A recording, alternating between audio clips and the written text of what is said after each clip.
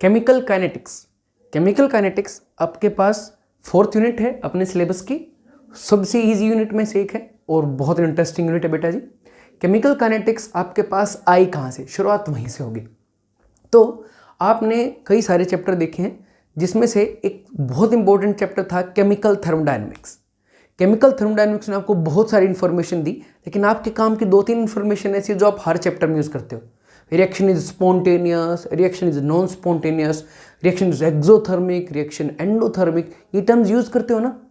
क्या दिखाती है टर्म, ये बताती है कि रिएक्शन अपने आप हो रही है या रिएक्शन आपको बाहर से एनर्जी दे के करानी पड़ेगी। अगर अपने आप हो रही है तो कुछ ना कुछ एनर्जी दे रही होगी, एक्सर्गोनिक होगी, तो डेल्टा जी नेगेटिव रहेगा और हो सकता है वो एक्सोथर्मिक भी हो, हीट भी दे रही हो। और अपने आप नहीं हो रही और आपको करानी पड़ी तो वो एंडरगोनिक होगी और हो सकता है आपको एंडोथर्मिक की फॉर्म में उसको हीट भी देनी पड़े। तो आपको ये तो पता है रिएक्शन हो रही है या नहीं हो रही है, थ्योरेटिकली भी और प्रैक्टिकल तो आप कर ही सकते हैं। लेकिन कोई भी रिएक्शन जो हो रही है उसके लिए एक और इंपॉर्टेंट फैक्टर है स्पीड। जस्ट इमेजिन करके देखो, आपको मेडिसिन बनानी है भाई, जैसे आजकल कोरोना चला ही हुआ था, बहुत लंबे टाइम तक चला, अब भी चला हुआ है। कोरोना की वैक्सीन है भाई, आपको बनानी है, आपने खोज भी ली, बनाने के बाद वो एक केमिकल प्रोडक्ट है, आपको वो एक वैक्सीन बनाने में जस्ट इमेजिन करके देखो 3 दिन लग गए। जब पूरे वर्ल्ड में आपको अप्रोक्सीमेटली 800 करोड़ लोगों के आसपास तक वैक्सीन पहुंचानी है और 3 दिन में सिर्फ एक वायल बन रही है, तो भाई मुश्किल हो जाएगी, ना सिर्फ कंपनी को बल्कि ह्यूमैनिटी को भी। तो साइंस के लिए आपके पास रिएक्शन का या किसी चेंज का होना और कितने टाइम में हो रहा है, दोनों ही चीज़ें बहुत इंपॉर्टेंट है। तो अब तक आपने केमिस्ट्री में ऐसी ब्रांच की बात नहीं की थी जो ये बता सके कि रिएक्शन कितने टाइम में होगी। और ये जो केमिकल काइनेटिक्स है, जिसके अंदर केमिकल डिफाइन करा है केमिकल रिएक्शंस को, और काइनेटिक वर्ड आया है ग्रीक वर्ड काइनेसिस से, जो मूवमेंट को डिफाइन करता है। तो बेसिकली जो केमिकल काइनेटिक्स ब्रांच है वो डिफाइन करके बताएगी आपकी रिएक्शंस कितने टाइम में होंगी, उसकी स्पीड क्या रहेगी और कौन कौन से ऐसे फैक्टर्स हैं जो इसकी स्पीड को वेरी कराएंगे, इसकी स्पीड को चेंज कराएंगे। और ये बहुत इंपॉर्टेंट, क्योंकि बहुत सारी रिएक्शंस ऐसी हैं जो आपको जल्दी करानी होती हैं और बहुत सारी रिएक्शंस ऐसी हैं जो आपको स्लो करानी होती हैं। तो कौन कौन से फैक्टर्स हैं, क्या क्या ऐसे क्राइटेरियाज हैं जिनको बदलने से आपकी स्पीड को घटाया जा सकता है, बढ़ाया जा सकता है, वही सारी चीज़ें आपके पास इस चैप्टर में आएंगी, दैट इज केमिकल काइनेटिक्स। तो केमिकल काइनेटिक्स में आपके पास 3 टाइप की, on the basis of reactions, 3 type की रिएक्शंस होंगी स्पीड के बेसिस पे। एक फास्ट रिएक्शंस जो फ्रैक्शन ऑफ सेकंड में, अप्रोक्सीमेटली बोला जाता है कि 10⁻12, इनके बारे में तो ये तक कहा गया है कि भाई ये सेकंड के 10⁻12 फ्रैक्शन के अंदर अंदर कंप्लीट हो जाती है। चलो आप सोच तक नहीं सकते, उससे ज़्यादा जल्दी पूरी हो गई है। इंटरमीडिएट रिएक्शन जो आपको ऑब्जर्व हो सकती हैं, जो आपको होते हुए ऑब्जर्व होती हैं, जैसे कि आपके पास दे रखा है हाइड्रोलिसिस ऑफ एस्टर, एस्टर का टूटना। भाई आपके पास डिकम्पोजिशन ऑफ H2O2, पेरोक्साइड का टूटना पानी और O2 के अंदर, और decomposition of nitrous oxide, pentoxide, जो क्या बना देता है NO2 एंड O2।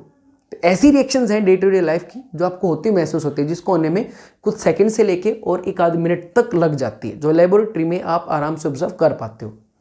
तीसरी स्लो रिएक्शंस, ऐसी रिएक्शन जो भाई बहुत धीरे धीरे होती है, जैसे आपके पास अभी पिछले चैप्टर में आपने किया ये rusting. Day to day life में आप बहुत सारी रिएक्शंस प्रोसेसेस देखते हो जो बहुत स्लो होती हैं, जिसमें से एक बहुत बड़ा एग्जांपल है आपके पास कर्ड फॉर्मेशन। जल्दी से कहाँ बनती है कर्ड, आपको फोर्टनाइट यानी कि 12 घंटे 10 घंटे का वेट करना पड़ता है दूध के अंदर, आपको एसिड डाल के, खटाई डाल के बेसिकली। तो भाई ये ऐसी रिएक्शन है जिनको होने में काफ़ी टाइम लगता है। तो on the basis of speed अपना चैप्टर शुरू हो गया है। 3 टाइप की रिएक्शंस हो सकती हैं, fast reactions, intermediate rate reactions and slow reactions. तो एग्जांपल्स भी आ गए हैं भाई। फास्ट रिएक्शंस में सबसे पहला एग्जांपल होगा आयनिक रिएक्शंस। कोई भी आयनिक रिएक्शन, जैसे भाई न्यूट्रलाइजेशन रिएक्शन से लगा लो, न्यूट्रलाइजेशन जो आपने बार बार पढ़ रखी है भाई, NaOH प्लस में HCl गिव्स यू, आपके पास है NaCl प्लस H2। भाई आयनिक रिएक्शंस है, बहुत जल्दी होती है, ठीक है जी। तो ऑल आयनिक रिएक्शंस इस कैटेगरी में आपके पास आती हैं। अब यहीं से CBSE का एक पहला 1 नंबर का क्वेश्चन बन सकता है, क्या why ionic reactions are fast in nature. सीधी बात है, तो ये रिएक्शन आपके पास फास्ट क्यों है, हमने ये तो बता दिया कि फास्ट है, क्यों है भाई। तो यहाँ से आपके पास अब टॉपिक बनना शुरू होगा। फास्ट रिएक्शंस या स्लो रिएक्शंस डिपेंड किस चीज़ पे करती है? दो फैक्टर्स पे। किसी भी रिएक्शन की जो स्पीड है बेटा जी वो दो फैक्टरों पर डिपेंडेंट होती है। कौन कौन से पे? कितना जल्दी बॉन्ड डिसोशिएट होगा और कितना जल्दी बॉन्ड फॉर्म होगा। क्योंकि हर एक रिएक्शन के अंदर दो चीज़ें हैं, एटम्स और मॉलिक्यूल फ्रीली घूम रहे होते हैं, एक दूसरे से टकराते हैं, टकराने के बाद पुराने वाले बॉन्ड टूटते हैं और नए वाले बॉन्ड फॉर्म होते हैं। वही तो होती है केमिकल रिएक्शन, है ना। जैसे यहाँ पे NaOH और HCl के मॉलिक्यूल जब एक दूसरे से टकराए, कोलाइड किया, then Na positive reacted with Cl negative forming NaCl and similarly H positive reacted with OH negative forming water. So the reactions involves two things. First, dissociation or cleavage of the bonds, and second one is the formation of the new bonds. Dissociation requires energy.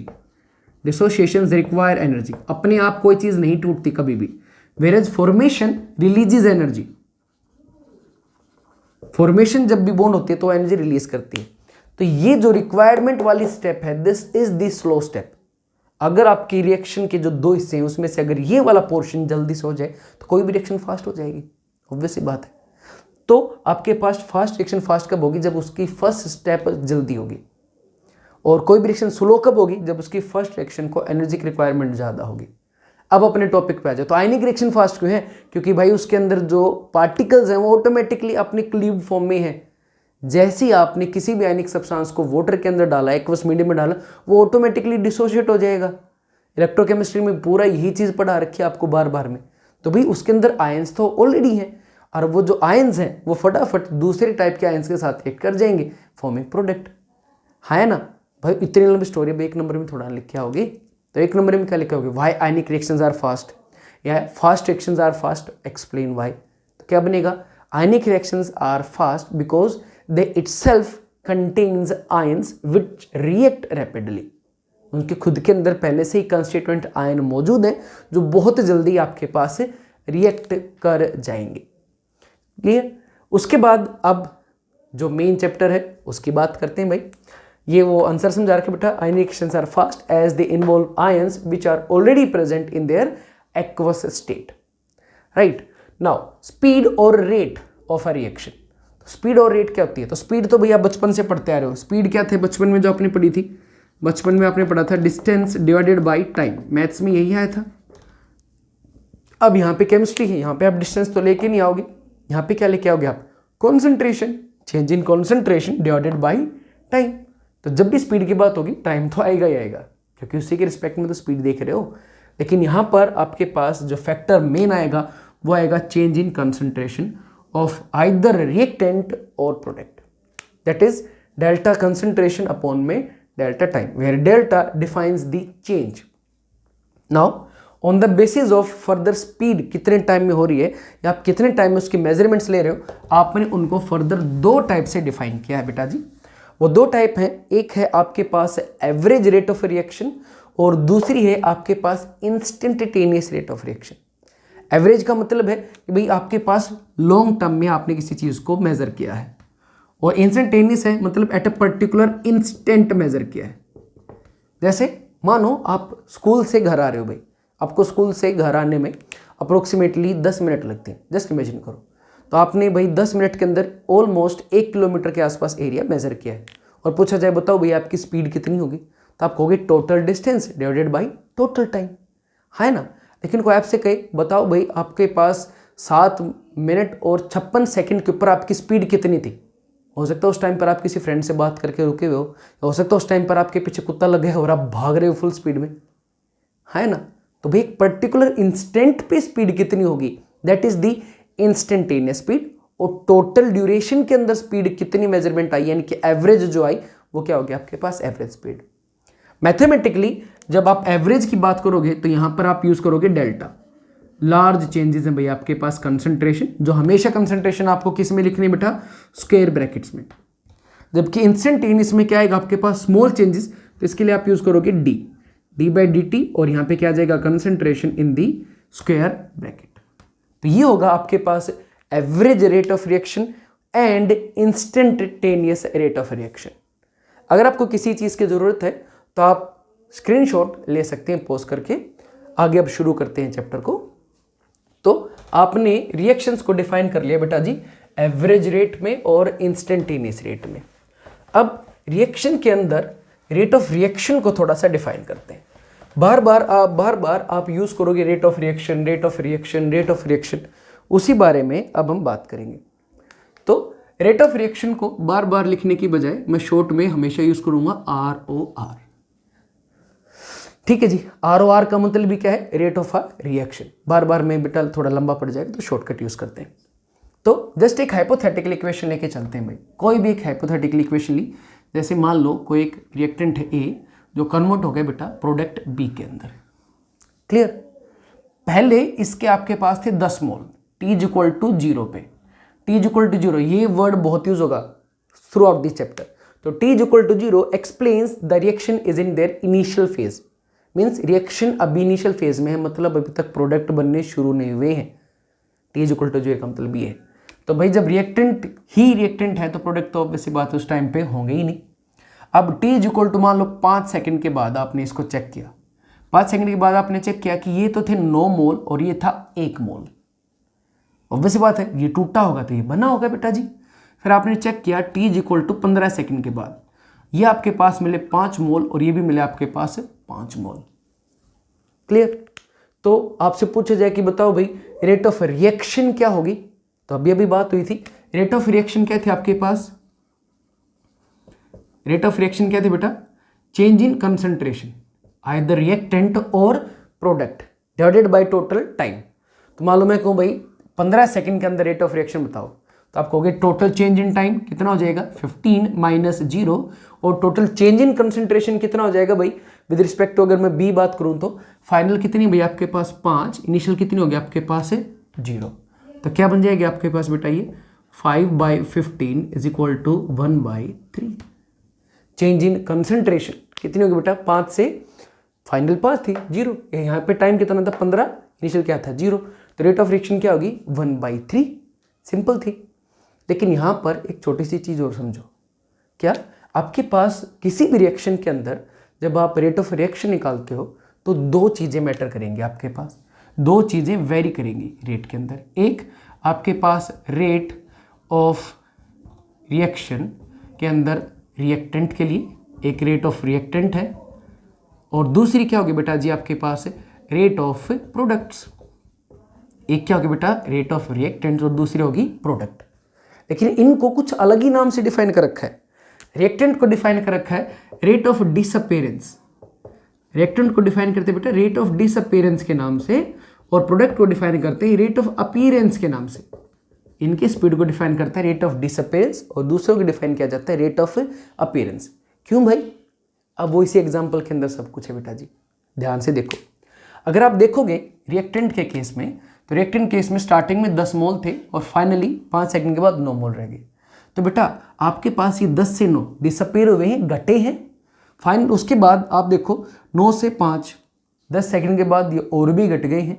तो भाई मान लो आपसे कहा जाए भाई experiment number 1, 2 और 3, 2 और 3 के दौरान भाई एक ही रेट निकालो, तो आप कहोगे sir rate is equal to final minus initial. Finally कितनी कंसंट्रेशन 5 मोल, इनिशियली कितनी थी 9 मोल, डिवाइडेड बाई फाइनल 15 माइनस में आपके पास 5, क्या बन गई बेटा जी -4/10। जबकि प्रोडक्ट देखो ना, प्रोडक्ट तो बनते जा रहे हैं, इंक्रीज होते जा रहे हैं, तो उनकी फाइनल वैल्यू हमेशा इनिशियल वैल्यू से ज़्यादा ही होगी। तो इसलिए प्रोडक्ट के लिए हमेशा लिखा जाता है रेट ऑफ अपीयरेंस, और रिएक्टेंट को हमेशा डिफाइन करते हैं रेट ऑफ डिसअपीयरेंस। तो जैसे रेट ऑफ रिएक्शन को मैं ROR से डिनोट कर रहा हूँ, तो रेट ऑफ डिसअपीयरेंस को थ्रू आउट दिस चैप्टर हम डिफाइन करेंगे ROD से, और अपीयरेंस को डिफाइन करेंगे ROA से। तो आपके पास जो रेट ऑफ रिएक्शन है, अब आपको समझ में इस छोटे से एग्जांपल से आ गया होगा कि जो रेट ऑफ रिएक्शन है उसके 2 हिस्से हैं। एक है आपके पास रेट ऑफ डिसअपीयरेंस और एक रेट ऑफ अपीयरेंस। अब यहां पर रेट ऑफ डिसअपीयरेंस के अंदर आया एक नेगेटिव साइन। स्पीड नेगेटिव हो सकती है क्या? मतलब भाई आप चल रहे हो तो पॉजिटिव है, ऑब्वियसली बात है। आप कहीं पर रुक गए हो तो 0 है। नेगेटिव स्पीड का कोई फिजिकल सेंस है तो प्लीज एक्सप्लेन करो। नेगेटिव स्पीड का कोई सेंस ही नहीं है। तो इसलिए यहां पर एक छोटा सा चेंज किया गया है। क्या? रेट ऑफ डिसअपीयरेंस नेगेटिव आ रही है, इसलिए अपनी तरफ से एक नेगेटिव साइन हमने भी ऐड कर रखा है, ताकि ये ओवरऑल टर्म क्या बन जाए आपके पास है? पॉजिटिव। तो जब भी आप रेट ऑफ डिसअपीयरेंस देखोगे तो उसमें आपके पास नेगेटिव साइन होगा। कहने का मतलब ये है, जैसे ऊपर वाली रिएक्शन आपके पास, उसके अंदर रेट ऑफ रिएक्शन डिफाइन करनी है आपकी किसके लिए? ए टू बी। तो इसके दो हिस्से बन जाएंगे बेटा जी। हाँ बिल्कुल बन जाएंगे। एक होगा रेट ऑफ डिसअपीयरेंस, तो ये हमेशा डिनोट की जाएगी minus delta A square bracket by delta T. वही रेट ऑफ अपीयरेंस जो है उसको हमेशा आप डिनोट करोगे plus delta B square bracket के अंदर डिवाइडेड बाई डेल्टा टी। तो आप देख रहे हो कि भाई रिएक्टेंट जो है उनके लिए नेगेटिव टर्म यूज किया है और जो प्रोडक्ट है उसके लिए पॉजिटिव टर्म यूज किया है। और नेगेटिव टर्म क्यों आया? क्योंकि जो चेंज है ये भी क्या आएगा? नेगेटिव। और नेगेटिव नेगेटिव क्या बन जाए? पॉजिटिव। ठीक है, क्योंकि नेगेटिव रेट का कोई फिजिकल सिग्निफिकेंस अपने पास नहीं है, तो इसलिए आपने क्या यूज कर लिया? You use an extra negative. अब पेपर में लिख के आ जाता है question, why rate of disappearance is negative, तो क्या लिखे होगे? नेगेटिव साइंस का कोई मीनिंग नहीं, इसलिए अपने तरफ से एक नेगेटिव ऐड कर दिया। नहीं, बिल्कुल इसका सिंपल सा आंसर है, बिल्कुल सिंपल सा, एक नंबर में। Rate of disappearance is taken negative as it explains decrease in concentration of reactant. Rate of disappearance taken as negative because it explains the decrease in concentration of a reactant. वो concentration की decrease को represent कर लिए, इसलिए उसको क्या ले लिया आपने? नेगेटिव ले लिया जी। That's it. तो इस तरीके से आपके पास ये चीज़ आती है। तो अब तक के डिस्कशन में आपको दो तीन छोटी छोटी चीज़ें समझ में आ गई होंगी कि जो rate of a chemical reaction है उसके दो हिस्से हैं, एक रेट ऑफ डिसअपीयरेंस और एक रेट ऑफ अपीयरेंस, जो एक दूसरे से रिलेटेड है। अब आपसे पूछा जाए भाई रेट ऑफ रिएक्शन जो है वो रिएक्टेंट के घटने से और प्रोडक्ट के जुड़ने से क्या कोई रिलेशन है उनके बीच में? तो हाँ, there is a relationship between rate of reaction, rate of disappearance and rate of appearance. तीनों के बीच में एक स्पेसिफिक रिलेशन है और वो रिलेशन बिल्कुल सिंपल सा है। जैसे कोई भी हाइपोथेटिकल इक्वेशन ले ली बेटा आपने, A plus B B gives you आपके पास C capital C plus D capital D. एक हाइपोथेटिकल रिएक्शन ले ली जिसमें ए और बी रिएक्टेंट है और सी और डी आपके पास प्रोडक्ट है, और कहा जाए भाई इसमें rate of reaction, rate of disappearance और अपीयरेंस का रिलेशनशिप बताओ, तो एक बिल्कुल सिंपल सा होगा क्या? Rate of uh reaction is equal to rate of disappearance for reactant divided by change in time multiplied by 1 upon their specific stoichiometric coefficient. Rate of disappearance जो है आपके पास उसको अगर आप stoichiometric coefficient से मल्टीप्लाई कर दोगे, रेट ऑफ डिसअपीयरेंस को उसके stoichiometric coefficient से डिवाइड कर दोगे, बेटा डिवाइड कर दोगे तो वो क्या बन जाएगी आपके पास? Rate of reaction. सिमिलरली जो रेट ऑफ अपीयरेंस है जो किसके लिए डिफाइन की जाएगी? प्रोडक्ट के लिए, उसको भी उसके स्टोकियोमेट्रिक कोफिशिएंट से अगर आपने डिवाइड कर दिया तो वो भी क्या बन जाएगी आपके पास है? Rate of a reaction. अब इसी टर्म्स को क्या, ये जो रेट ऑफ रिएक्शन है, जो rate of disappearance of reactant divided by stoichiometric coefficient और इक्वल है rate of appearance of product divided by stoichiometric coefficient, इसको समझने के लिए थोड़ा बेटर इसके साथ एक बार कंपेयर करते हैं। जैसे इस पर्टिकुलर रेट ऑफ रिएक्शन की मैं बात करूं तो इसके अंदर जो ए है वो डिसअपीयर हो रहे हैं, तो ए square bracket delta A upon में डेल्टा टी। डिसअपीयरेंस है तो एक नेगेटिव साइन आपको अपने पास से लगाना होगा, और इसको रेट ऑफ रिएक्शन के साथ कंपेयर करें तो divided by the stoichiometric coefficient A. Similarly rate of disappearance minus delta B by delta T, और इसका स्टोकियोमेट्रिक कोफिशिएंट क्या है बेटा आपके पास है? बी, उससे डिवाइड कर देंगे। सिमिलरली रेट ऑफ रिएक्शन किसकी बेटा? Delta C by delta T, और इसका स्टोकियोमेट्रिक कोफिशिएंट क्या आ जाएगा आपके पास है? सी। ये प्रोडक्ट था तो यहाँ पे नेगेटिव साइन आपने नहीं लगाया क्योंकि ये तो पॉजिटिव रहेगा। और लास्ट में क्या हो जाएगा आपके पास? Delta D square bracket divided में आपके पास डेल्टा टी, और स्मॉल डी से इसको क्या कर देंगे? डिवाइड। तो क्या बना? जो भी रेट ऑफ रिएक्शन है वो rate of disappearance divided by stoichiometric coefficient and rate of appearance divided by stoichiometric coefficient के बराबर है। और यहीं से आपके इस फिजिकल केमिस्ट्री के चैप्टर के न्यूमेरिकल्स की शुरुआत होगी। तो एक सिंपल से रिलेशन बन गया आपके पास। ROR is equal to rate of disappearance divided by stoichiometric coefficient is equal to rate of appearance divided by stoichiometric coefficient. ये तीनों एक दूसरे से रिलेटेड यहाँ पर इजीली हो जाएंगी। अब इस कंसेप्ट के बिल्कुल सिंपल से 2-3 न्यूमेरिकल्स देखते हैं और उसके बाद आगे चलते हैं। अब हम बात करेंगे क्वेश्चंस की। जब अभी बात हुई थी rate of reaction, rate of disappearance और रेट ऑफ अपीयरेंस का एक दूसरे के साथ क्या रिलेशन है। जैसे आपके पास 5 क्वेश्चन है बोर्ड के ऊपर, एक मैं सोल्व कराता हूँ, बाकी 4 आप खुद करेंगे, ठीक है। फर्स्ट वाला क्वेश्चन ये जहाँ पे आपको एक इक्वेशन दे रखी है 5Br negative plus BrO3 negative plus 6H positive gives you 3Br2 and 3H2O। और इस क्वेश्चन में बता रखा है कि भाई पहले आप फाइंड आउट करो the relationship between rate of the reaction, rate of the disappearance of the reactant and rate of appearance of the product. पहला पार्ट सभी क्वेश्चनों में ये करना है। सेकंड, जो किसी क्वेश्चन में अगर कुछ पूछ रखा हो, जैसे इस क्वेश्चन में, इसमें और इसमें, तीनों में कुछ डाटा गिवन है तो उनको सोल्व कर लोगे। तो इस वाले में पहला काम आपको क्या करना है, ये रेट ऑफ रिएक्शन का rate of disappearance and rate of appearance के साथ रिलेशनशिप निकालना है। और दूसरा, आपको इस क्वेश्चन में बता रखा है कि जो रेट ऑफ डिसअपीयरेंस है एसिड के घटने की जो स्पीड है वो 3.0 इंटू 10⁻³ मोलर सेकेंड इनवर्स है। तो आपको कैलकुलेट करना है rate of disappearance and appearance of all the remaining, जो भी आपके पास चीजें बची उन सबकी rate of disappearance and rate of reaction appearance की। और फाइनली आपको बतानी इस कंप्लीट रिएक्शन की rate of the reaction. Clear? तो ऐसे क्वेश्चनों में गुरु मंत्र क्या होगा, आपके पास बेसिक क्या होगा। तो आपके पास जो भी रिएक्शन दे रखी हो, सबसे पहला काम उसको आपको बैलेंस करना है। बैलेंसिंग बहुत इंपॉर्टेंट है। बैलेंसिंग की फाउंडेशन के अंदर वीडियो भी है, आपको सबको ऑलरेडी आती भी है, ठीक है जी। तो सबसे पहला काम क्या है भाई, आपको बैलेंसिंग करनी है। बैलेंसिंग के बाद आप क्या करोगे, बैलेंसिंग के बाद आप उसका रेट एक्सप्रेशन बनाओगे। जैसे ये रिएक्शन ऑलरेडी मैंने बैलेंस करके ही लिख रखी है यहाँ पे, कोई इशू नहीं। आप मानोगे कि रिएक्शन बैलेंस्ड है, बाकी चारों आप खुद करोगे। उसके बाद अगला काम क्या होगा आपके पास, अगला काम होगा आप उसका रेट एक्सप्रेशन बनाएंगे। रेट एक्सप्रेशन कैसे बनेगा, देखिए आपके पास rate of the reaction is equal to किसके इक्वल हो जाएगी, रेट ऑफ डिसअपीयरेंस किसकी बेटा, सबसे पहले Br नेगेटिव की होगी, डिवाइडेड बाय स्टोइकोमेट्रिक कोफिशिएंट क्या होगा 5 is equal to rate of disappearance. दूसरा कौन है भाई, BrO3 नेगेटिव, लिख देंगे उसी को, सबस्क्रिप्ट में आपने लिख दिया जो भी है, डिवाइडेड बाय कोफिशिएंट 1, लिखने की जरूरत ही नहीं है, फिर भी लिख दो चलो।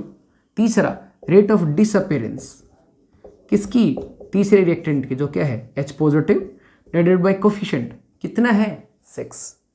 तीसरा रेट ऑफ अपीयरेंस प्रोडक्ट की, कौन है भाई प्रोडक्ट में आपके पास Br2, और ये कितना divided by coefficient 3 is equal to rate of appearance किसकी, प्रोडक्ट की जो क्या H2O डिवाइडेड बाय आपके पास है 3।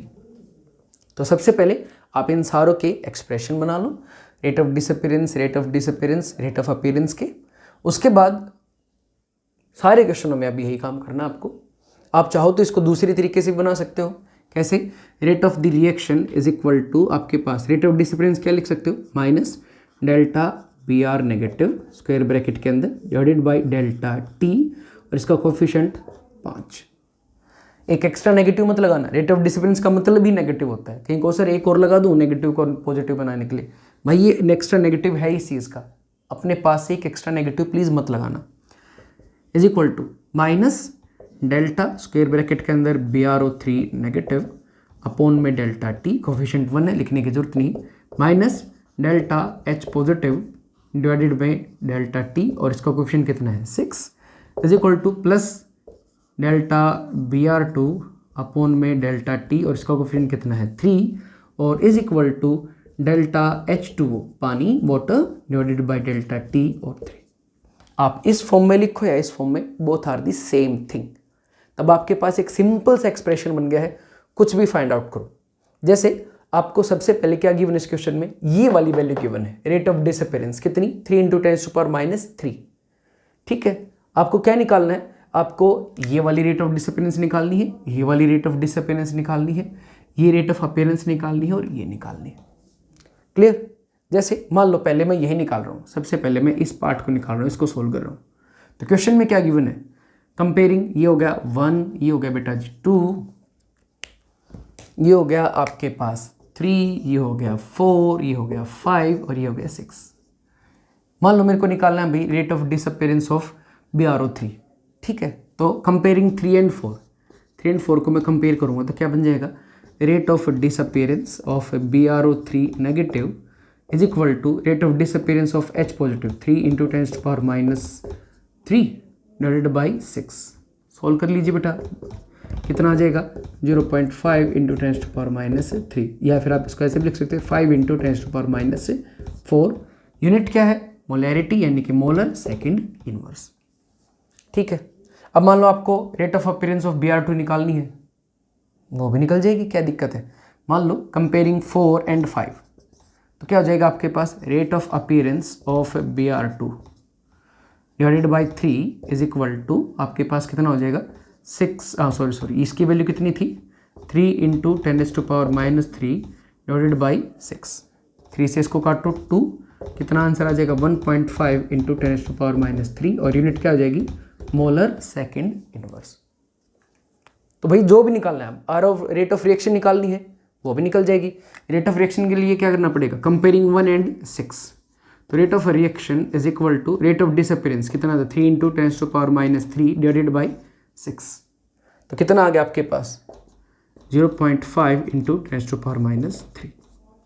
तो दिमाग में एक चीज़ का गलत कंसेप्ट मत बना लेना जी कि भाई जो रेट ऑफ रिएक्शन होगी वो सभी की रेट ऑफ डिसअपियरेंस के बराबर होगी या सभी बराबर रेट से डिसअपियर होंगे या बाकी के प्रोडक्ट सारे एक ही स्पीड के साथ अपीयर हो रहे होंगे। नहीं जी, हर एक की घटने की स्पीड, हर एक की बनने की स्पीड उसकी स्टोइकियोमेट्री डिफाइन करती है कि वो कितने बन रहे हैं, कितनी स्पीड से बन रहे हैं, ठीक है जी। तो ये चीज़ें इन क्वेश्चनों में है।